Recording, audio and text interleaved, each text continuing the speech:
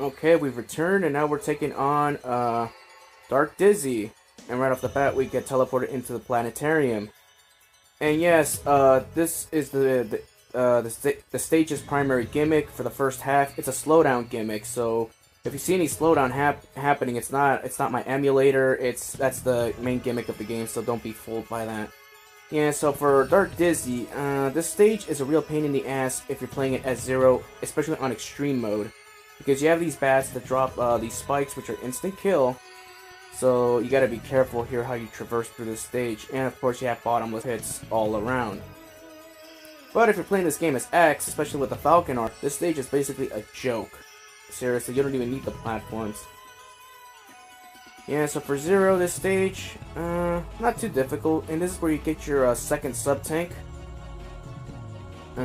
Or first, depending if you decided to do the stage before Grizzly Slash, because why would you, unless you're a true Maverick. No pun intended, I mean Maverick, like, you know, you're brave and all. You want to be reckless, but oh well. Yeah, so this stage, not too difficult, you just gotta be patient. You know, because you're Zero, you can't fly. Not like X, when he has his armor parts. I mean, just imagine if Zero had cool parts just like X, if he was given the ability to fly. Just picture that for a minute. Alright, we're done with the first half. Now we go on to the second half of the stage, where we're basically just teleporting into different rooms. It's RNG dependent, but it just decides which is the safer route, because there are routes that have cryptic spikes in the way. So just take a safe route and you should be okay. Yeah, so Dark Dizzy stage, the second half is kind of a letdown to me, to be perfectly honest. The first half was great with the slowdown gimmick. And I love the music here, another one of my personal favorites. And right here you gotta manipulate the boxes, because this is where you pick up your second heart piece, and it's right there. The best way to get it is to damage boost. Either damage boost or jump and air dash quickly. Like that. Yeah, so try not to take out all the enemies, because you have the damage boost in order to get certain items. You gotta love invincibility frames. And we should already be done. Thankfully, we don't have to get that light capsule that's below us. Seriously, fuck that capsule. That's the worst one in the game. I know I said Squid Atlas was the worst, but that one is even worse because it's trial and error, honestly. You gotta control that dumb laser thing like a missile. Now we're taking on Dark Dizzy, and Dark Dizzy actually has some backstory here. Originally, he was created by Sigma, but then at one point, you know, Sigma just forgot about him, and Dark Dizzy went off on his own.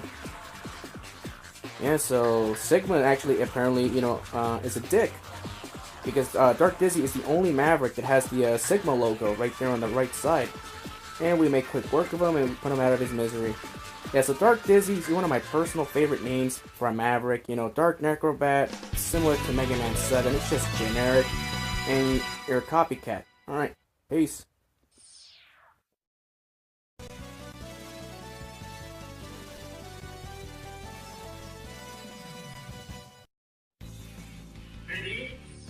Alright, now we're in the Skiver stage. Yeah, honestly, I think this is the one Maverick we could actually agree that his Japanese name actually sounds better than his English name. I'm a little bit indifferent on that. I mean, I know his Japanese name is Spiral Pegasus, which is a cool name. But the Skiver, I don't mind it too much.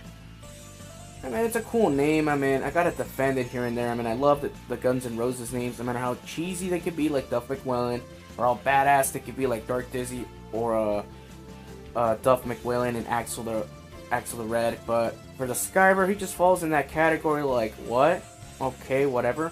Yeah, so for this gimmick, the gimmick for this stage is that we're the bomb squad, apparently. We gotta take out all those time bombs quickly. And you can't off-screen them either, because even if you try to off-screen them before they go off, you still take damage. I know, it's stupid, but oh well. So that's our annoying gimmick, and we have the slow-moving elevator. And right below us, there should be a weapons tank. For Zero, there is a purpose to use a weapons tank, because your Giga attack that you get from Izzy Glow, it is a very powerful attack. It's better than his Giga attack from X4, because that was a weak attack, but in X5, it's really powerful. It's more powerful than his Giga attack in X6, because it's a very powerful Dark Aura attack, and it's really cool. Alright, that was a quick work of that stage, and we already get a Sigma head following us. It's kind of creepy the way it's staring at you like that. It's like he's staring into your soul. Alright, make sure you duck right here, because you get a cheap death right here. I got one during my practice run because I forgot to move forward because I'm a little bit paranoid because I don't want to fall off the edge. Yeah, so we're already in the home stretch of the stage. Yeah, these stages are not really that long as Zero because you don't have that much to do. And this part right here, the hard piece is coming up right here, so grab the Reploids quickly, take out the bombs and to your platform, and that's it. Lather, rinse, repeat. Yeah, so the stage is self-explanatory, not too difficult, no annoying gimmicks. I mean, the first part of the stage is difficult if you don't know what you're doing, but if you spam the Giga attack like that, it should be no problem. And that Giga attack is very powerful, so try to take advantage of it. And in fact, I would recommend you take on Izzy Glow first before you go to Squid Adler, just so you could have access to this cool Giga attack and make that electric door opening thing a lot easier. At least you have a projectile attack. But then again, it'll be a bigger chore to backtrack because then you would have to go to Duck McMillan's stage and get the heart piece there. Alright, but I've been rambling long enough. Now let's take on the boss. Obviously, this is Shades of Storm Eagle, and here comes the Skiver. Apparently, the main story of the Skiver is that he's upset that not only did Zero kill the Colonel, X did that too, but also of the what happened with Iris. But for the Skiver, I don't care. I'm just gonna use Time Stopper and just put you out of your misery, and there's not a damn thing you can do about it. Look how simple that is. There you go. You gotta love Time Stopper. I mean, I would have preferred they would have brought Flash Stopper's ability into this game instead of Time Stopper, but it worked. They both work the same. So we put him out of his misery, and that's it. Alright, later.